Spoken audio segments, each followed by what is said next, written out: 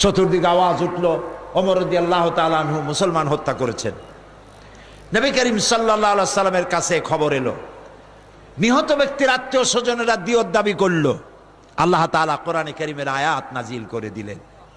আল্লাহ তাআলা বললেন, ফালা ওয়া রাব্বিকা লা ইউমিনুন, হে নবী আপনার রবের কসম, ওই ব্যক্তি কখনো মুসলমান নয়, যে ব্যক্তি, ওই ব্যক্তি মুমিন নয় যে ব্যক্তি আপনি ফয়সালা করে দেওয়ার পর এই সিদ্ধান্ত মানতে পারে না, দ্বিধা দ্বন্দ্বে ভোগে, মুসলমান হিসাবে সে বাস করতে পারে না। ওমর রাদিয়াল্লাহু তাআলা আনহু যে ফয়সালা করেছেন এটাই সঠিক হয়েছে। সুবহানাল্লাহ। সুতরাং মুসলমান হয়ে নবীর ফয়সালা মানা যাবে না, তাহলে মুসলমান নাম বাদ দেওয়াই উচিত, বাদ দেওয়াই উচিত। রাজনীতিতে ইসলাম মানবা না, বিচারে মানবা না, আদালতে মানবা না। দেখুন কায়দাটা কি, কায়দাটা কি। তারা যেন বলেই ফেলেছে তাদের অজান্তে, আল্লাহ এবং রাসূল আপনাদের দুজনের জন্য 144, আমার জীবনের বিস্তীর্ণ অঙ্গনে আপনারা প্রবেশ করবেন না। মসজিদে থাকুন, মাদ্রাসায় থাকুন, এর বাইরে যাবেন না। প্রিয় ভাই সব, আল্লাহর দরকার যদি পার্লামেন্টে না হয়, যদি আল্লাহর প্রয়োজন আদালতে না হয়, ক্যান্টনমেন্টে না হয়, অফিস আদালতে না হয়, ক্ষেত খামারে না হয়, জীবনের কোন জায়গায় যদি আল্লাহর দরকার না হয়, খালি মসজিদ, তাহলে এমন আল্লাহ দিয়ে আমরা করবোটা কি? কত বড় আহমকি, কত বড় বোকামি। এই জন্যে আনুগত্য হবে মুসলমানদের, পরিপূর্ণ আনুগত্য নবী করিম সাল্লাল্লাহু আলাইহি সাল্লামের। তিনি যা যা করেছেন তাই তাই করতে হবে। এর বিপরীত কোন অবস্থান মুসলমানের জন্য গ্রহণযোগ্য নয়। ভাই সব, পৃথিবীতে আল্লাহ যত নবী পাঠিয়েছেন সব নবীরা ছিলেন মানুষ। সব নবীরা কি ছিলেন? জোরে বলেন, মানুষ ছিলেন। এইখানে আমাদের দেশে কিছু আলেম, নামধারী আলেম আছে, যারা বক্তব্য রাখতে গিয়ে নবী করিম সাল্লাল্লাহু আলাইহি ওয়াসাল্লামকে মানুষ বলতে চান না। তাকে মানুষ বলা নাকি বেয়াদবি, আর নেতা বলা আরো বেয়াদবি। নেতা বলা বেয়াদবি কেন? কয় যে এই যে আমার নেতা, তোমার নেতা, হাবি জাবি ছাতা মাথা মানুষে কয়। তো মুহাম্মদ সাল্লাল্লাহু আলাইহি সাল্লামের নামে যদি আমার নেতা তোমার নেতা কয়, তো এক কাতারে দাঁড়ায় গেল। কত বড় বেওকুফ, চিন্তা করেন। আরবিতে যখন বলে আল্লাহুম্মা সাল্লি আলা সাইয়্যিদিনা, তখন কি বলে? সাইয়্যিদিনা মানে কি? সাইয়্যিদিনা মানে আমার নেতা, আমাদের নেতা। আরবিতে যখন বলে তখন জায়েজ আছে, কিন্তু বাংলায় যদি বলে আমার নেতা, তোমার নেতা, বিশ্ব নবী মুস্তাফা, তাহলে অসুবিধা। লাউ খাইলে জায়েজ আছে, কদু খাইলে না জায়েজ। এগুলি কেমন কথা? নবী করিম সাল্লাল্লাহু আলাইহি ওয়াসাল্লাম সম্পর্কে তারা ওয়াজ করেন, তাকে নাকি হযরত আমিনার পেট থেকে, আমরা যেভাবে মায়ের পেট থেকে দুনিয়া আসছে ওভাবে আসেন নাই, জিবরাইল আলাদা একটা কুদরতি কায়দা অপারেশন করে বাইর করছে। তারপরে নবী করিম সাল্লাল্লাহু আলাইহি ওয়াসাল্লাম দুনিয়া এলেন। কেউ কেউ তওয়াফ করতে গেছে আল্লাহর ঘর, যাই দেখে আল্লাহর ঘর নেই। হায় হায়, গেল কই ঘর? অনেক সময় দাঁড়ায় থাকার পর দেখে যে আল্লাহর ঘর আসছে, বাইতুল্লাহ। আরে বাবা, তুমি কোথায় গেছিলে? আমরা তওয়াফ করতে আসছি। তোমরা জানো না আল্লাহর নবী মাহবুব মুহাম্মদ সাল্লাল্লাহু আলাইহি ওয়াসাল্লাম আসছে, আমি তো তারে তওয়াফ করতে গেছিলাম। এদিকে একজনে কয় যে সুবহানাল্লাহ। প্রিয় ভাই সব, মহা অন্যায়, মহা অন্যায়। এমন কথা কোরআনে হাদিসে কোথাও নাই। মায়ের পেট থেকে সারা দুনিয়ার মানুষ যেভাবে আসে, নবী করিম সাল্লাল্লাহু আলাইহি ওয়াসাল্লামের এ ব্যাপারে কোনো ব্যতিক্রম হয় নাই। তাকে তওয়াফ করার জন্য কাবা শরীফ যায় নাই। এই জাতীয় বাজে কথা বলে মুহাম্মদ সাল্লাল্লাহু আলাইহি ওয়াসাল্লামের সম্মান বাড়ানো হয় না। হাদিসে যা আছে সেইটুকু বলেন, বেশি বলতে যায়েন না। মুহাম্মদ সাল্লাল্লাহু আলাইহি ওয়াসাল্লামের এর থেকে বড় সম্মান আর কি হবে? আল্লাহর পরেই তার সম্মান। আপনি বানায় আন্দাজে সম্মান দিতে যাবেন কেন? বানায় বানায় কি সব মিথ্যা কথা। ওয়াজের মধ্যে কান্দে কান্দে মানুষের নিজেও কান্নার ভান ধরে, লোকেরা তো বোঝে না। কয় যে হ্যাঁ, একদিন নবী মোস্তফায় রাস্তা দিয়ে হাইটা যায়, হরিণ একটা বান্দা ছিল গাছেরই তলায়। লোকেরা কয় সুবহানাল্লাহ। আসলে এরকম কোনো ঘটনা ঘটেই নেই।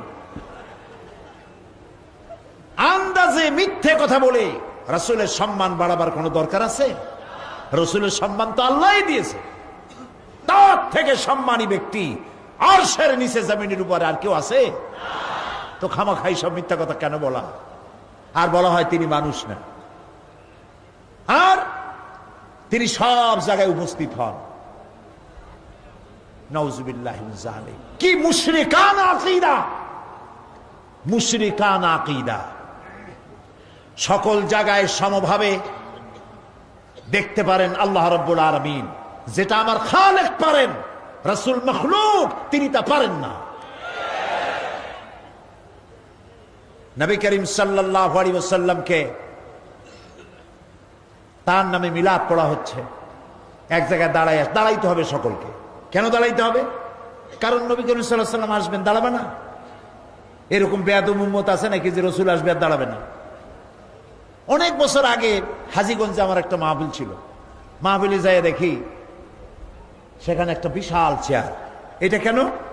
কয় যে ওই চেয়ারে আমরা এখানে তো মিলাদ পড়বো, রাসূলুল্লাহ আসবেন, তার জন্য একটা চেয়ার রাখবো না? আমরা এত বেয়াদব উম্মত, তার জন্য একটা চেয়ার সাজায় রাখছে।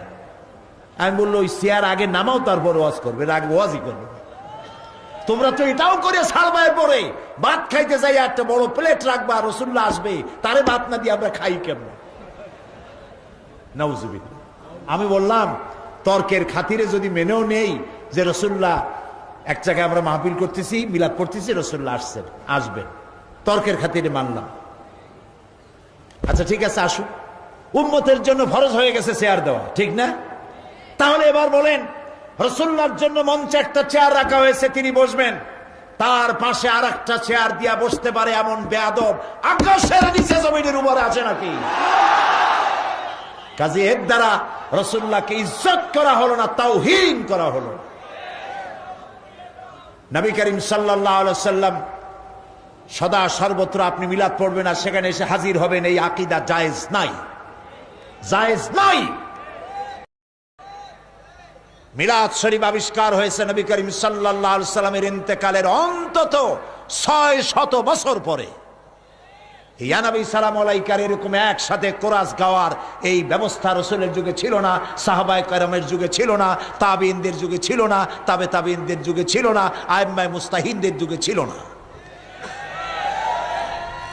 প্রিয় ভাই সব, সুতরাং আমাদেরকে রাসূলকে মহব্বত আন্দাজে করলে হবে না। আপনি কি বলতে পারবেন রাসূলের একজন সাহাবী রাসূলকে যে মহব্বত দিয়েছে, সারা পৃথিবীর সব মানুষ একত্রিত হয়ে সেই মহব্বত দিতে পারবে? একজন সাহাবী, আব্দুল্লাহ নাম আব্দুল উজ্জা। নবী করিম সাল্লাল্লাহু আলাইহি ওয়াসাল্লাম হিজরত করেছেন, তিনি নবীর আশেক হয়ে গেছেন। কাফের ছেলে, 20 বছর বয়স, আশেক হয়ে গিয়েছেন নবীর জন্য। নবী করিম সাল্লাল্লাহু আলাইহি ওয়াসাল্লামের চেহারা, তার কথাবার্তা, তার ব্যবহার, পাগল হয়ে যায় মানুষ। সুবহানাল্লাহ। এমন কোন মানুষ নাই যে একবার তাকাবে আর চোখ ফিরাইতে পারবে। চোখে পলক দিত না মানুষেরা, পলক দিলে পরে ওই সময়টুকু নবীরে দেখতে পারবো না, এই জন্য চোখ খোলা রাখতো তাকে দেখার জন্য। আব্দুল উজ্জা রাসূলের হিজরতের পর চাচার কাছে তিনি ছিলেন, গরিব মানুষ। গিয়ে বলছে, চাচা, মুহাম্মদ সাল্লাল্লাহু আলাইহি সাল্লাম যে আখিরি জামানার পয়গম্বর, আপনি কি বিশ্বাস করেন? কইছে মনে হয়, হইতেও পারে। আচ্ছা তাহলে আপনি কি ঈমান আনবেন? কয় না, ঈমান আনবো না। আব্দুল্লাহ বলছে, চাচাজি, আমি আপনার অপেক্ষায় ছিলাম, আমি মনে করেছি আপনি ঈমান আনবেন, তারপরে আমি আপনার সাথে ঈমান আনবো, কিন্তু আমি তো আর ধৈর্য রাখতে পারছি না। আমি যখন জানতে পারলাম আপনি ঈমান আনবেন না, আমি আপনাকে শোনায়া তাওহীদের কালেমার সাক্ষী দিতেছি, আল্লাহরে শোনায়া লা ইলাহা ইল্লাল্লাহু মুহাম্মাদুর রাসূলুল্লাহ। চাচা বলছে, আব্দুল উজ্জা, তুমি জানো এর পরিণতি কি? কয় না, জানি না। এর পরিণতি হচ্ছে তোমার বাড়ি ঘর, উট ছাগল ভেড়া দুম্বা যা আছে সব আমার দেওয়া, এগুলিকে ছেড়ে দিতে হবে। তিনি বললেন ছেড়ে দিলাম, সব ছেড়ে দিলাম। তোমার ঘর এটাও আমার দেওয়া, এটাও বাদ দিলাম। তোমার পরনে যে লুঙ্গি গায়ে যে কাপড় এটা আমার দেওয়া, এটাও বাদ দিতে হবে। দিলাম বাদ, কাপড় খুলে ফেলে দিল, জামাও খুললো লুঙ্গিও খুলে দিল। উলঙ্গ হয়ে সর্বহারা হয়ে মায়ের কাছে চলে গেছেন। মা তার ভরা যুবক এই ছেলেকে উলঙ্গ দেখে 2 হাত দিয়ে চোখ ঠেসে ধরেছেন। বাবা, তোমার এই দুরবস্থা কেন? তিনি বললেন, মা, আমি রসুলের প্রতি আল্লাহর প্রতি ঈমান এনেছি, তাই আমার এই দুরবস্থা। তুমি আমার কাছে কি চাও? তিনি বললেন, মা, আমি আপনার কাছে শুধু একটা কাপড় চাই, আমি মদিনায় যেতে চাই রসুলের কাছে। মা বলল, আমার কাছে তো কাপড় নাই, আমি গরিব মানুষ, একটা ছেঁড়া কম্বল আছে। এই ছেঁড়া কম্বলটা তিনি পরলেন, হাঁটু বের হয়ে থাকলো। পায়ে হেঁটে, কখনো কোনো যানবাহনে করে, কষ্ট করে, দীর্ঘদিন হেঁটে খেয়ে না খেয়ে মসজিদে নববীতে গিয়ে পৌঁছে গেছেন।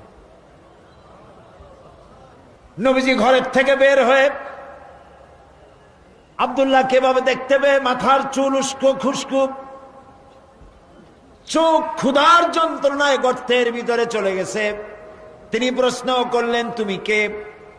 তিনি বললেন, আমার নাম আব্দুল উজ্জা। তোমার এই অবস্থা কেন?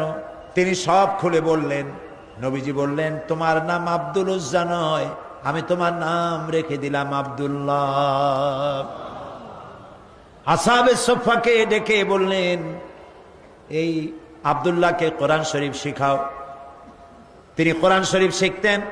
কোরআন শরীফ তেলাওয়াত করতে গিয়ে উচ্চ শরীফ তেলাওয়াত করতেন। সাহাবীরা নালিশ করলেন নবীজির খেদমতে, আব্দুল্লাহর তেলাওয়াতের জ্বালায় এত জোরে তেলাওয়াত করে ঘুমাইতে পারি না, বিশ্রাম করতে পারি না। নবীজি বললেন, তোমরা আব্দুল্লাহকে তেলাওয়াত করতে দাও, যত খুশি জোরে তেলাওয়াত করুক। তার কারণ হলো তার ইমানটা এত চড়া দামে ইমান এনেছে, পরনের লুঙ্গিটাও আনতে পারে নাই। ইত্যবসরে তাবুকের যুদ্ধের দামামা বেজে উঠেছে। রোমানদের সাথে রাসূলুল্লাহর যুদ্ধ হবে। আল্লাহ নবী সাহাবায়ে কেরামদেরকে একত্রিত করে যুদ্ধের প্রস্তুতি নিলেন। সমস্ত লোকেরা টাকা পয়সা দিল, মহিলারা সোনাদানা দিলেন। সবগুলি নিয়ে রাসূলুল্লাহ রওনা করলেন। 30,000 সৈন্য নিয়ে নবীজি রওনা করেছেন তাবুকের দিকে। আর 2 লক্ষ সৈন্য আসছে রোমানদের। কিছু দূর যাওয়ার পরে হযরত আব্দুল্লাহ নবীজির সামনে এসে দাঁড়ালেন। বললেন, ইয়া রাসূলুল্লাহ, সাহাবায়ে কিরাম পুরুষ আর নারীরা যা তাদের কাছে ছিল সব খুলে খুলে আপনাকে দিয়ে দান করেছে জিহাদের জন্য। আমার কাছে কিছুই নাই, আমি তো কিছু দিতে পারলাম না। হে রাসূল, আমি আপনার কাছে দোয়া চাই, আপনি আমার জন্য দোয়া করেন, আমি যেন এই জিহাদের ময়দানে আমার জীবনটা দিয়া যেন ইসলামকে সাহায্য করতে পারি। নবীজি বললেন, একটা গাছের বাকল নিয়ে আসো। হযরত আব্দুল্লাহ গাছের বাকল নিয়ে আসলেন। আল্লাহ নবী বাকলটা হযরতে আব্দুল্লাহর হাতে বেঁধে দিয়ে বললেন, আয় আল্লাহ, আমি আব্দুল্লাহর রক্তকে কাফেরদের জন্য হারাম করে দিলাম। হযরতে আব্দুল্লাহ কেঁদে উঠলেন, বললেন, ইয়া রাসূলুল্লাহ, আমার আশা ছিল জিহাদের ময়দানে যুদ্ধ করে শহীদ হয়ে জান্নাতে যাব, আর আপনি আমার রক্ত কাফেরদের জন্য হারাম করে দিলেন।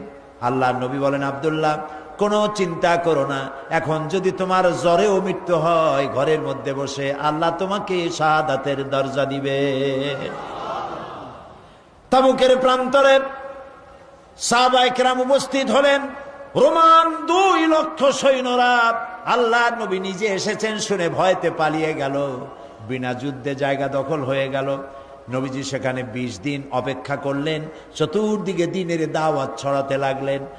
একদিন নবীর কানে খবর গেল, আয় আল্লাহর নবী, ওই যে আব্দুল্লাহ, যার হাতে আপনি বাকল পরিয়ে দিয়েছিলেন, ওই আব্দুল্লাহ আজকে রাতে কয়েকদিন জ্বর ভোগার পরে তিনি ইন্তেকাল করেছেন। নবীজি তাকে গোসল এবং কাফনের ব্যবস্থা করতে লাগলেন, করতে বললেন, এবং নিজে গিয়ে জানাজার ব্যবস্থা করবেন বললেন। কবর খোঁড়া হলো, কবরের পাশে একজন ছোট্ট একটা লাইট নিয়ে দাঁড়ায় আছেন, টিম টিম করে জ্বলছে। দুইজন সাহাবী আব্দুল্লাহকে হাতে উঁচু করে ঘাড়ে করে বহন করে আনতেছেন, আর কবরের ভিতরে একজন দাঁড়ায় গেছেন লাশ ধরার জন্য। যিনি কবরের ভিতরে দাঁড়ানো তিনি বলতেছেন, তোমরা লাশ বহন করে যারা আনতেছো তোমার ভাইকে আস্তে আস্তে আনো, যেন তোমার ভাইয়ের সঙ্গে যেন বেয়াদবি না হয়। কবরের ভিতরে দাঁড়িয়ে যিনি আব্দুল্লাহ লাশ ধরে কবরে শোয়াই দিলেন তিনি আর কেউ নন, তিনি রহমতের নবী বিশ্ব নবী মুহাম্মদুর রাসূলুল্লাহ। নিজ হাতে কবরে শোয়াই দিলেন। বহন করে যারা এনেছিলেন তারা হলেন আবু বকর, ওমর রাদিয়াল্লাহু তাআলা আনহুমা, আর আলো নিয়ে যিনি দাঁড়িয়েছিলেন তিনি হযরত বেলাল। কবরের ভিতরে আব্দুল্লাহকে শুইয়ে দিয়ে তার উপরে মাটির আচ্ছাদন দিয়ে নবীজি দুইখানা হাত আল্লাহর দরবারে তুলে ধরে বলেন, রব্বুল আলামিন, আজকের সন্ধ্যা পর্যন্ত আমি আব্দুল্লাহর উপরে খুশি ছিলাম, রাজি ছিলাম। আয় আমার আল্লাহ, তুমি আব্দুল্লাহর প্রতি খুশি আর রাজি হয়ে যাও। হযরত আব্দুল্লাহ ইবনে মাসউদ রাদিয়াল্লাহু তাআলা আনহু তিনিও সেখানে উপস্থিত ছিলেন। তিনি কেঁদে উঠে বললেন, আহারে, আজ যদি আব্দুল্লাহ লাশ না হইয়া আমার লাশটা যদি হইতো ভাগ্য ভালো হয়ে যেত। নবীজি বলছেন, আয় আল্লাহ, আজকের সন্ধ্যা পর্যন্ত আমি আব্দুল্লাহর উপরে রাজি, তুমি আব্দুল্লাহর প্রতি রাজি হয়ে যাও। সুবহানাল্লাহ। প্রিয় ভাই সব, একজন সাহাবী রাসূলকে যে সম্মান দিয়েছে, ভালোবাসা দিয়েছে, সারা দুনিয়ার মানুষ এই ভালোবাসা একত্রিত হয়ে দিতে পারবে না। সুতরাং ইয়া নবী সালামু আলাইকার মধ্যে মহব্বত না, মহব্বত হলো রাসূলের দেওয়া আদর্শ বাস্তবায়িত করার মধ্যেই মহব্বত। হক কথা বলার জন্য রাসূল মার খেয়েছেন, সাহাবায়ে কেরাম মার খেয়েছেন। আমরা হক কথা বলতে ভয় পাই, অনেকে ভয় পান হক কথা বলতে। হক কথা বলতে যদি দাওয়াত না হয়, যত পারা যায় মাইজিয়া ঘষিয়া কথা কইয়া টইয়া কোন রকম গোলে মালে যাবে দিন, পকেট ভরলেই হয়, ঠিক কিনা? পকেট ভরার কাম হাদিয়া তোহবার কাম। প্রিয় ভাই সব, এটা হাদিয়া তোহবার রাস্তা না, এ রাস্তা রক্ত পিচ্ছিল, এ রাস্তা বড় কঠিন, দান দান শহীদ হওয়ার রাস্তা, কাঁচা কলিজা চাবায় খাওয়ার রাস্তা। হযরতে হামজা রাদিয়াল্লাহু তাআলা আনহুর কলিজা চাবায় খেয়েছিল কাফেররা। এই কষ্ট করার পর ইসলাম এসেছে। ইসলামকে টিকিয়ে রাখতে হবে এবং দুনিয়ার সামনে প্রমাণ করতে হবে মুসলমানেরাই কেবলমাত্র আদর্শবান, পৃথিবীর শান্তি স্বস্তি মুসলমানেরা দিতে পারে, ইসলাম দিতে পারে, এটা বুঝাতে হবে। কিন্তু যে পথে আমাদের লোকেরা রওনা হয়েছে এই পথ আসল পথ নয়। একজন ব্যক্তির পিছনে দৌড়ানো, শখসপরস্তি, ব্যক্তি পূজা, মাজার পূজা, পীর পূজা, এইসব পূজা দিয়ে গোটা দেশ কোথায় যাচ্ছে? আদর্শ ছেড়ে দিয়ে। প্রিয় ভাই সব, এই জন্য আমাদেরকে বুঝতে হবে, এই ধারণা বদ্ধমূল করে নিতে হবে, আল্লাহ যত নবী পাঠাইছেন সব নবীরা কি ছিলেন? মানুষ। বলেন সবাই। কিন্তু কাফেরেরা এটা মানতে পারে নাই। কাফেরেরা বলতো, মা হাদা ইল্লা বাশারুম মিথলুকুম ইউরিদু আন ইয়াতাফাদ্দালা আলাইকুম ওয়ালাউ শাআ আল্লাহু লাআনজালা মালাইকাতাম মা সামি'না বিহাদা ফি আবাইনাল আউয়ালিন। মা হাদা ইল্লা বাশারুম মিসলুকুম, এই যে নবী এত মানুষের মতো, এটা কি কথা? তার আলাদা একটা ফজিলত আমাদের উপর থেকে কি হবে? আল্লাহ যদি ইচ্ছে করতেন তো ফেরেশতাই তো পাঠাই দিতেন নবী করে আমাদের জন্য। মা সামি'না বিহাযা ফি আবাইনাল আউয়ালিন, এটা আমাদের বাপ দাদার মুখেও কোনোদিন শুনি নাই যে মানুষ নবী হয়। এটা কথা হইল? এ কি নবী? তারা বিশ্বাস করতে পারত না। তারা বলতো মা হাদা ইল্লা বাশারুম মিসলুকুম ইয়াকুলু মিম্মা তাকুলুনা মিনহু ওয়া ইয়াশরাবু মিম্মা তাশরাবুন। এ কি নবী যে আমরা যা খাই তাই খায়, আমরা পান করি তারাও পান করে। এই ধরনের চিন্তা তাদের ছিল, ওই কুবুরি চিন্তা এখন মুসলমানদের মধ্যে ঢুকছে। নবীর মানুষ কোয়া যাবে না, কন্যা উজুবিল্লাহ। মুসা আলাইহিস সালাম এবং হারুন আলাইহিস সালাম যখন নবুয়তের দাবি নিয়ে গিয়েছিলেন, কাফেরেরা বলেছিল আনুমিনু লিবাশারাইনি মিসলুনা, আমরা কি ঈমান আনবো এমন দুই ব্যক্তির উপরে যারা আমাদের মতো মানুষ, তাদের উপর ঈমান আনবো, এটা কেমন কথা? মা লিহাদার রাসূল ইয়াকুলুত তুআম ওয়া ইয়ামশি ফিল আসওয়াক। কেমন রসুল যে আমাদের মতো বাজারে যায়, আমাদের মতো ভাত খায়। ওরা চিন্তা করতো যে রসুল যিনি হবেন তিনি হয়তো ফেরেশতা হবে বা অন্য কিছু হবে, জিন হবে। আল্লাহ রাব্বুল আলামিন বলেন, পৃথিবীতে যদি সব ফেরেশতারা স্বাচ্ছন্দ্যে ঘোরাফেরা করতো তাহলে আমি এখানে ফেরেশতা নবী করে পাঠাইতাম। আমি যে মানুষের জন্য মানুষ নবী করেছি, এটা তো সারা পৃথিবীর মানুষের জন্য ইহসান করেছি। আমাদের জন্য যদি ফেরেশতা নবী করা হতো তাহলে সেটা কি আমাদের জন্য কল্যাণ হতো না অসুবিধা হইতো? মারাত্মক অসুবিধা হতো। ফেরেশতা তো পুরুষও না নারীও না, তারা তো জানে না মানুষের সমস্যা কোথায়। কলকারখানার মালিকের সাথে শ্রমিকের যখন লাগে, ফেরেশতা বুঝবে কি এটা মীমাংসা কেমন হবে? স্বামী স্ত্রীর যখন ঝগড়া লাগে তো ফেরেশতা কি করে বুঝবে স্বামী স্ত্রীর ঝগড়া লাগে কেন? ফেরেশতা তো পুরুষও না মেয়ে লোকও না, তার তো বউ নাই স্বামীও নাই। কাজে আল্লাহ তাআলার এটা মেহেরবানি যে তিনি কি করেছেন, মানুষের জন্য নবী বানাইছেন। কি ওয়ামা আরসালনা ক্বাবলাকা ইল্লা রিজালান নূহি ইলাইহিম ফাসআলু আহলায যিকরি ইন কুনতুম লা তা'লামুন। আপনার পূর্বে যত নবী আমি পৃথিবীতে পাঠিয়েছিলাম তারা সব মানুষ ছিলেন, একজনও ফেরেশতা বা জিন ছিল না, সব ছিল মানুষ। সুতরাং হে নবী, আপনি আপনার পজিশন সম্পর্কে জানায় দেন, আপনার অবস্থা সম্পর্কে বলেন। আল্লাহ বলে দিলেন, আপনি বলুন, কুল ইন্নামা আনা বাশারুম মিসলুকুম ইউহা ইলাইয়া আন্নামা ইলাহুকুম ইলাহু ওয়াহিদ। হে নবী, আপনি বলুন, আনা বাশারুম মিসলুকুম, আমি তোমাদের মতোই মানুষ। ইউহা ইলাইয়া, আমার কাছে ওহী আসে।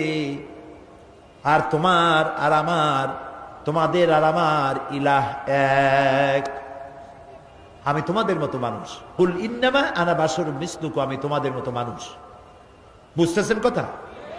এই কথার ব্যাখ্যা সব সময় আমি চেষ্টা করি মানুষকে বুঝাবার জন্য। আল্লাহ তৌফিক দিন, বলেন আমি। ইন্নামা আনা বাশারুম মিসলুকুম, আমি তোমাদের মতো মানুষ, এই কথার ব্যাখ্যা দরকার। তা না হলে আন্দাজে দেখবেন এই যে কথা বললাম, যদি ব্যাখ্যা না দেওয়া হয় তাহলে কেউ কেউ আগামীকাল থেকে ওয়াশ করা শুরু করবেন, এই সাইদি আসছিল, আসে বলে গেছে নবী নাকি আমাদের মতো সাধারণ মানুষ। আর লোকেরা কবে নাউজুবিল্লাহ, কই লোক? নবী মানুষ, কিন্তু মানুষের মধ্যে দুইটা শ্রেণী। কয়টা শ্রেণী? একটা হলো সাধারণ আর একটা হলো অসাধারণ। একটা মানব আর একটা বলেন মহামানব। রাসূলুল্লাহ মানুষ, মানব কিন্তু মহামানব। তিনি মানুষ, তবে সাধারণ মানুষ নয়, অসাধারণ মানুষ। সুবহানাল্লাহ কয়। মানুষ কোন দিক দিয়ে? মানুষ এই দিক থেকে আমাদের মতো মানুষ, এই দিক থেকে আমরা ঘুমাই, রাসূলও ঘুমায়। আমরা খাই, তিনিও খান। আমরা বিয়ে করি, বাচ্চা হয়, তিনিও বিবাহ করেছেন, বাচ্চা হয়েছে। তার শরীর কাটলে যে রক্ত বেরোতো, সেই রক্ত সাদা ছিল না, সে রক্ত আমাদের মতো লাল রক্ত ছিল। তিনি আনন্দ পেলে হাসতেন, দুঃখ পেলে কাঁদতেন। নবী করিম সাল্লাল্লাহু আলাইহি ওয়াসাল্লামের ছেলে মারা গেল, তিনি কাঁদতেছিলেন, চোখ দিয়ে পানি পড়তেছিল। সাহাবায়ে কেরাম বললেন, হে রাসূল, আপনি তো আমাদের কাঁদতে নিষেধ করেছেন। নবী করিম সাল্লাল্লাহু আলাইহি ওয়াসাল্লাম বলেছেন, আমি চিল্লাতে নিষেধ করেছি, আমার চোখ দিয়ে যেটা পড়ছে এটা হলো মোহাব্বত। আমার অন্তর আল্লাহর দিকে, তার ইচ্ছার উপরে রাজি আছে, কিন্তু চোখ দিয়ে মোহব্বতের পানি পড়তেছে, করুণার পানি, দয়ার পানি, রহমতের পানি পড়তেছে। আমার দিলের মধ্যে কোনো প্রতিবাদ নাই। মাঝখানে একটা কথা বলে রাখি, অনেক আমাদের দেশে প্রায় কেউ যদি মারা যায় বাড়ির মধ্যে কান্নার রোল পড়ে যায়, হয় কিনা বলো? কথা কন না কেন? কান্নার রোল পড়ে যায়। আবার মেয়ে লোকেরা চট্টগ্রামে কি করে জানি না, বরিশাল বিভিন্ন জায়গায় মেয়ে লোকেরা যখন কান্দে তখন সুর করে কান্দে। দুঃখের মধ্যে সুর আসে কেমনে আমি বুঝি না। সুর দিয়ে, সুর না হলে কাঁদতে পারে। আপনাদের এদিকে আছে বোধ হয়, আছে, সুর দিয়ে কাঁদে। এই যে বিলাপ করতেছেন কেন? আপনি আওয়াজ করে কাঁদছেন কেন? তার অর্থ দাঁড়াচ্ছে আল্লাহর সিদ্ধান্তের বিরুদ্ধে আপনি প্রতিবাদ করছেন। বলেন নাউজুবিল্লাহ, বলেন নাউজুবিল্লাহ। আজকে সকালে আমি এক মহিলার জন্য দোয়া করেছিলাম। বিশ্ব ইসলামী আন্দোলনের নেতা অধ্যাপক গোলাম আজম, জামাত ইসলামী বাংলাদেশের সাবেক আমির, তার বড় ছেলের বউ, পুত্রবধূ সালমা মুন্নি নাম, এই তার এই পুত্রবধূ আমাকেও শ্বশুরের মতো ভক্তি করেছে, মহব্বত করেছে। দীর্ঘদিন রোগ ভোগের পরে মারা গেলেন কদিন আগে। আল্লাহ যেন তাকে জান্নাতুল ফেরদাউসের মেহমান বানায় দেন। কথাটা আনলাম এই কারণে, তার ছোট্ট মেয়ে মামুনের স্ত্রী গোলাম আজম সাহেবের নাতনি, ছোট্ট নাতনি নাম নুসাইবা, আমাদের পাশে বসা, চোখ থেকে দরদর করে পানি পড়ছে, মুখে কোনো আহা উহু নাই। আমার স্ত্রীর কাছে শুনলাম, তিনিও দেখতে গিয়েছিলেন, তার কাছে শুনলাম ছোট্ট মেয়েটা মায়ের মুখের দিকে তাকায় আছে, ছেলেগুলি মায়ের মুখের দিকে তাকানো, কোনো শব্দ নাই, শুধু চোখ দিয়ে পানি পড়ছে। একটা মুমিনের বাড়ি কোন মানুষ মারা গেলে এটাই হওয়া উচিত।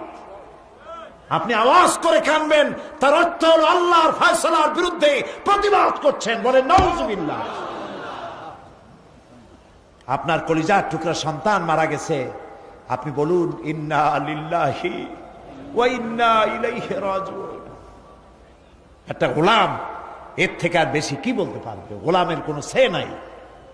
মাবুদের সিদ্ধান্ত, সিদ্ধান্ত কার? আল্লাহ রাব্বুল আলামিনের। সেই জন্য নবী করিম সাল্লাল্লাহু আলাইহি ওয়াসাল্লাম তিনি মানুষ ছিলেন, আনন্দ পেলে হাসতেন, তবে আমাদের মতো হাসতেন না, মুস্কি হাসতেন। আমাদের দেশে মানুষ হাসে, হাসের কায়দা দেখছেন? কত কায়দা! হায় হায়, নাট্য হাসি, পৈশাচিক হাসি, অট্ট হাসি, পাজামার ফিতা ছেঁড়া হাসি, এরকম না। নবী করিম সাল্লাল্লাহু আলাইহি ওয়াসাল্লাম যখন হাসতেন শরীর মোবারক কাঁপত না। সুবহানাল্লাহ। কোথায় যাবেন? কি এর নেতা ফেতা মানুষের সাথে নামাজ রোজা কোরআন হাদিস ছাড়িয়ে দিয়ে একটা আসলো, তার পিছনে পাগলের মতো দৌড়ালেন। এটা মুসলমানের কাজ নয়। নবী করিম সাল্লাল্লাহু আলাইহি ওয়াসাল্লাম মুস্কি হাসতেন, দাঁত মুবারকের কিছুটা অংশ দেখা যেত। মুখ ছিল কালো, দাড়ি ছিল কালো, ঠোঁট মোবারক ছিল গোলাপের পাপড়ির মতো লালচে, দাঁতগুলো ছিল মুক্তোর মতো। এর মধ্য থেকে যখন তিনি হাসতেন মনে হতো কালো মেঘের মধ্য দিয়ে বিদ্যুৎ চমকে যাচ্ছে, মানুষেরা পাগল হয়ে যেত মহব্বতে। তিনি মানুষ, তবে আমাদের মতো সাধারণ মানুষ নন, অসাধারণ মানুষ। আল্লাহ রাব্বুল আলামিন তার শারীরিক শক্তি, মানসিক শক্তি, রুহানি শক্তি যা দিয়েছিলেন কোনো মানুষের সাথে তার তুলনা হবে না। তবে তিনি মানুষ, এতে কোনো সন্দেহ নেই। কথা কি বুঝাইতে পারছি? কথা কি বুঝছেন? জিন্দিগিতেও বলবেন না যে আমাদের মতো সাধারণ মানুষ, কবিরা গুনাহ হবে। সাধারণ মানুষ যদি হয় তাহলে তো তিনি গুনাহ করতে পারবেন। রাসূল কি গুনাহ করেন? সাধারণ মানুষ তো মিথ্যে কথা বলে, রাসূল কি মিথ্যে কথা বলেন? সেই জন্য সাধারণ মানুষ কখনো বলবেন না। তিনি মানব, মহামানব। তিনি মানুষ, অসাধারণ মানুষ। তিনি আল্লাহর নবী, তার পরিচয় হচ্ছে আল্লাহর নবী। গায়ব সম্পর্কে কথা আসে যে নবী করিম সাল্লাল্লাহু আলাইহি সাল্লামের গায়বী ইলম সম্পর্কে না, আল্লাহ যেটুকুন জানাইছেন তার থেকে বেশি কিছু তিনি জানেন না। আল্লাহ রাব্বুল আলামিন তাকে দিয়ে বলাচ্ছেন, قُلْ لَا أَقُولُ لَكُمْ عِنْدِي خَزَائِنُ اللَّهِ وَلَا أَعْلَمُ الْغَيْبَ وَلَا أَقُولُ لَكُمْ إِنِّي مَلَكٌ إِنْ يَتَّبِعُ إِلَّا مَا يُوحَى إِلَيَّ। বলুন, আমি তো তোমাদের কথা বলি না যে আমার কাছে আল্লাহর বিপুল ধনরাশি আছে, এবং এটাও বলি না যে আমার কাছে গায়বের ইলম আছে। আল্লাহ তাআলা বলছেন যে বলেন আপনার কাছে গায়বের ইলম নাই। নবীজি আরো বলেন, ওয়ালাউ কুনতু আ'লামুল গায়বা লাস্তাকসারতু মিনাল খায়র ওয়া মা মাসসানিয়াস সূ। হে নবী, আপনি বলেন আমার কাছে যদি গায়বের ইলম থাকতো তাহলে আমি সব ভালো ভালো জিনিসগুলি আমার জন্য বেছে নিতাম, আর কোন অকল্যাণ আমাকে স্পর্শ করতে পারত না। নবী যদি গায়ব জানতেন তায়েফের ময়দানে মার খেতেন না, তিনি টের পাইয়া গায়বী ইলম দ্বারা জায়গা থেকে সরে পড়তেন। ওহদের ময়দানে গায়েব যদি তিনি জানতেন তাহলে ওহদে দান্দার মোবারক শহীদ হওয়ার আগে নিজে সরতেন, হামজা রাদিয়াল্লাহু তাআলা আনহুকে সরাই দিতেন। এগুলো ঠিক কিনা? ইহুদি কর্তৃক একটি ছাগলকে বিষপান করাইয়া বড় বানাইছিল, সেই বিষাক্ত গোশত রাসূলকে খাওয়ানো হয়েছিল। তিনি যদি গায়েব জানতেন তাহলে এটা খাইতেন না, এবং মৃত্যুর সময় যন্ত্রণা উঠত না, এই কষ্ট পেতেন না। হযরত আয়েশা রাদিয়াল্লাহু তাআলা আনহার ব্যাপারে ইফকের ঘটনায় তিনি যদি গায়েব জানতেন তাহলে মাসাদিক কাল পর্যন্ত ওহীর অপেক্ষায় বসে থাকতে হতো না, নিজের প্রিয়তমা স্ত্রীকে ঘরে ফিরে আনতে পারতেন। এ ধরনের অসংখ্য ঘটনা আছে যার দ্বারা বোঝা যাচ্ছে যে তার কাছে গায়বের ইলম নাই। অতটা আছে যতটা আল্লাহ জানিয়েছেন। গায়ব কেবলমাত্র কার কাছে? ওয়া ইনদাহু মাফাতিহুল গায়ব লা ইয়ালামুহা ইল্লা হুয়া। একমাত্র আল্লাহর কাছেই গায়বের ইলম আছে, এবং এই গায়েবের ইলমের চাবিকাঠি কেবল আল্লাহর কাছে, আর কারো কাছে নাই। একেবারে পরিষ্কার কথা। সুতরাং গায়েবের ইলমের ব্যাপারেও আমাদেরকে বিশ্বাস করতে হবে নবী ততটা জানেন যতটা তাকে আল্লাহ জানানো জরুরত বোধ করেছেন। প্রিয় ভাই সব, নবীর প্রতি ঈমান আনার অর্থই হলো নবী করিম সাল্লাল্লাহু আলাইহি ওয়াসাল্লাম তিনি যেভাবে জীবন পরিচালনা করেছেন, রাষ্ট্র পরিচালনা করেছেন, ওইভাবে আমাদের জীবন, আমাদের রাষ্ট্র, আমাদের স্বভাব, আমাদের সমাজকে ওই আদলে পরিচালনা করতে পারলেই নবীর প্রতি ঈমান আনা হবে। এই নবীর প্রতি ঈমান রাষ্ট্রীয়ভাবে, সামাজিকভাবে, আন্তর্জাতিকভাবে কিভাবে আমাদের পালন করতে হবে সেই কথাগুলি বলবো আপনাদের সামনে আগামীকাল ইনশাআল্লাহ। সবাই বলি ইনশাআল্লাহ। এখন মোনাজাত হবে। মোনাজাতের জন্য সব দাঁড়ানো ভাইয়েরা যার যার জায়গায় মোনাজাতের জন্য বসে পড়ুন, আর একটু জোরে সোরে জিকির করেন, সুবহানাল্লাহ ওয়ালহামদুলিল্লাহ লা ইলাহা ইল্লাল্লাহ, সুবহানাল্লাহ ওয়ালহামদুলিল্লাহ লা ইলাহা।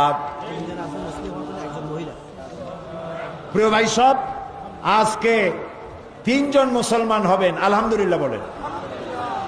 আজকে মুসলমান হবে 3 জন। নাম হলো তপন বড়ুয়া, পিতা হলো লাতু বড়ুয়া। তপন বড়ুয়া, আর তিনি বৌদ্ধ ধর্মের লোক। বাড়ি হলো উখিয়া, কক্সবাজার। নাম পছন্দ করেছে মোহাম্মদ ইউসুফ। আর একজন হলো শ্রী খোকন বিশ্বাস, পিতা মৃত্যু বাবুল বিশ্বাস। বাড়ি হলো পদুয়া, চট্টগ্রাম। বর্তমান নাম পছন্দ করেছে মোহাম্মদ ওমর ফারুক। একজন মহিলা, নাম হলো শ্রী শিখা দে, পিতার নাম মৃত বলরাম দে। বাড়ি হলো চকবাজার, চট্টগ্রাম। বর্তমান নাম পছন্দ করেছে মোসাম্মদ কুলসুম বেগম।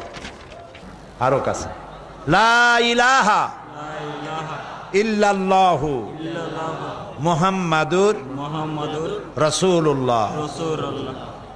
আল্লাহ ছাড়া, জোরে বলো, আল্লাহ ছাড়া কোনো উপাস্য নাই, মাবুদ নাই, মুহাম্মদ সাল্লাল্লাহু আলাইহি ওয়াসাল্লাম আল্লাহর প্রেরিত রাসূল।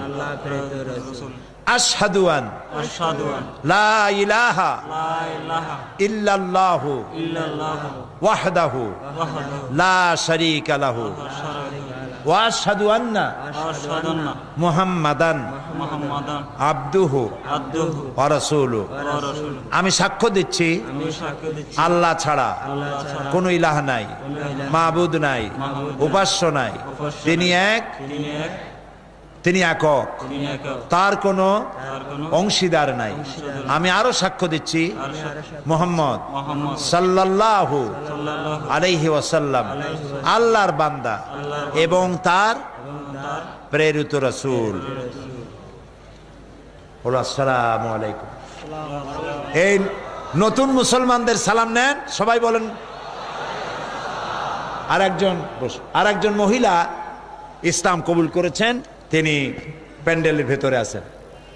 আমি মোনাজাত করব। আর আগামীকাল এই মাহফিল শেষ দিন সমাপ্ত হবে ইনশাআল্লাহ। সবাই বলি ইনশাআল্লাহ। আপনাদের খেদমতে আরজ হচ্ছে এই যে ইসলামী সমাজ কল্যাণ পরিষদের এই বিশাল মাহফিলের যে লক্ষ লক্ষ টাকা খরচ হয়, এই খরচে আপনারা শরীক থাকেন, আপনাদেরকে ধন্যবাদ জানাই, আলহামদুলিল্লাহ বলেন। আল্লাহ তাআলা বলেছেন তাআওয়ানু আলাল বিররি ওয়াত তাকওয়া ওয়ালা তাআওয়ানু আলাল ইসমি ওয়াল উদওয়ান। নেক কাজে, ভালো কাজে সহযোগিতা করো। এটা কি নেক কাজ নয়? এটা কি নেক কাজ নয়?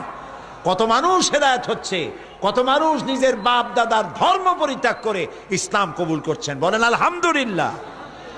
আপনারা যাওয়ার সময় প্রত্যেকটি বাসের সাথে একটা করে বাক্স আছে, টিন আছে। যাওয়ার সময় এই টিনের বাক্সে আপনারা টাকা রেখে যাবেন। আল্লাহ যেন তৌফিক দেন, বলেন আমিন। সবাই দিবেন? আজকে একটু দেখি তো কারা কারা দেবেন, একটু দেখি। যারা দিবেন না হাত উঁচু করে লাভ নাই, যারা দিবেন তারাই হাত উঁচু করে রাখুন, আল্লাহ দেখুক। মাশাআল্লাহ, আলহামদুলিল্লাহ। সবাই বলি আলহামদুলিল্লাহ। আমরা এখনই মোনাজাত করতে যাচ্ছি। আর এত বড় বিশাল জামাত আমরা কোনো মসজিদে তো পাবোই না, মোটেই স্বাভাবিক না। এরকম লক্ষাধিক মানুষ কোনো মসজিদে ধরার কোনো প্রশ্ন ওঠে না। তো সেই জন্য এশার নামাজ জামাতে পড়ে যাওয়ার চেষ্টা করবেন সকলে, আল্লাহ যেন তৌফিক দেন, বলেন আমিন। আগামীকাল সকাল 9টায় এই মাঠে শিশু কিশোরদের সমাবেশ হবে। আপনার বাচ্চা আপনার ভবিষ্যৎ, এই বাচ্চাকে দ্বীনের কথা, ইসলামের কথা শোনাবার জন্য আগামীকাল আপনারা আপনাদের বাচ্চাদেরকে নিয়ে আসবেন। 5 বছর বয়স থেকে 10-12-র মধ্যে, 5 থেকে শুরু করে 12-র মধ্যে আপনাদের ছেলে মেয়েদেরকে এখানে পাঠিয়ে দিবেন। তাদেরকে তাদের প্রশ্নের জবাব দেব এবং তারপরে তাদেরকে কোরআন ও হাদিসের কথা শোনানো হবে, যাতে করে তাদের ইমানের মধ্যে ইসলামের বীজ বপন হয়ে যায়, তাদের কলিজার মধ্যে ইসলামের বীজ বপন হয়ে যায়। আল্লাহ যেন তৌফিক দেন, বলেন আমিন। আপনারা প্রত্যেকে আপনাদের সন্তানদের নিয়ে আসবেন সকাল 9টায়। আর মুফতি, আমি যে বলতেছিলাম যে মাহফিল শেষ হবে, যাওয়ার সময় টাকা এই মাহফিলে দিয়ে যাবেন, মাহফিলের খরচ হিসাবে। আর ঢাকা থেকে অনেক লাইব্রেরি আছে, প্রত্যেকদিন বলতেছি, আজও বলি যে আপনারা যাওয়ার সময় সকলে বই কিনে নিয়ে যাবেন। বই কিন্তু কাউকে ঠকায় না। একটা বোয়াল মাছ, কোরাল মাছ, শুটকি মাছ খাবেন, আজ খাইলেন কালকে পায়খানা হয়ে যাবে, এটার কোনো দাম নাই। কিন্তু একটা বই যদি আপনি কিনে নেন, বই আপনাকে উপকার করবে, আপনার জীবনের মোড় ঘুরিয়ে দিতে পারে, আলহামদুলিল্লাহ বলে। কামিয়াব প্রকাশন, যারা বিশ্বব্যাপী ইসলামী আন্দোলনের অন্যতম শ্রেষ্ঠ নেতা, জামাত ইসলামী বাংলাদেশের সাবেক আমির অধ্যাপক গোলাম আজম, তার লেখা বইগুলি কামিয়াব প্রকাশন বের করে। আল্লাহ তাআলা গোলাম আজম সাহেবকে 2টা তৌফিক দিয়েছেন। অনেক তৌফিকের মধ্যে আমার দৃষ্টিতে নেতৃত্বের কোয়ালিটি তো আল্লাহ দিছেনই, এছাড়াও দুর্লভ কোয়ালিটি যেটা হলো তিনি সহজ করে বলতে পারেন, সহজ করে লিখতে পারেন। সহজ করে বলা আর লেখা এটা কিন্তু খুব কঠিন ব্যাপার। আল্লাহ এই কোয়ালিটি তাকে দান করেছেন। আল্লাহ তাকে সুস্থ রাখুন, ভালো রাখুন, তার লেখা দিয়া গোটা জাতি জীবন চলার পথের দিক নির্দেশনা আল্লাহ যেন দান করেন, আমরা বলি আমিন। কামিয়াব প্রকাশনে তার অনেক বই তারা সেবেছে, আপনারা সেখান থেকে নিতে পারবেন। আর সর্বশেষ কোরআন শরীফের তাফসীরের সেই কথাটা আমি বলবো এই কারণে যে সূরা লোকমানের মাত্র 2টা রুকুর তাফসীর করেছিলাম এই মাঠে, এইখানে, আর প্রায় অর্ধশত হিন্দু, খ্রিস্টান, বৌদ্ধ, মুসলমান হয়ে গিয়েছিল। সুবহানাল্লাহ। এর মধ্যে যাকাতের কথা আছে কোরআনের এই সূরা লোকমানের মধ্যে, মা বাপের খেদমতের কথা আছে, শিরক এবং বেদাতের কথা আছে, যা একটা জীবনকে সুন্দর পথে পরিচালিত করতে সক্ষম। তাফসিরে সাঈদী সূরা লোকমান গ্লোবাল প্রিন্টিং নেটওয়ার্ক, সামনে এখানে লাইব্রেরি আছে, আপনারা সেখান থেকে তাফসিরে সাঈদী সূরা লোকমান নিয়ে যাওয়ার চেষ্টা করবেন। আল্লাহ তাআলা তৌফিক দান করুন। প্রত্যেকেই কিছু না কিছু বই নিবেনই। আল্লাহুম্মা আমিন। রব্বানা যালামনা আনফুসানা ওয়া ইন লাম তাগফির লানা ওয়া তারহামনা লানাকুনান্না মিনাল খাসিরিন। রব্বানা লা তুযিগ কুলুবানা বা'দা ইয হাদাইতানা ওয়া হাব লানা মিন লাদুনকা রাহমাতান ইন্নাকা আনতাল ওয়াহ্হাব। আয় আল্লাহ তাআলা, লাখো জনতা নিয়ে তোমার দরবারে হাত তুলেছি।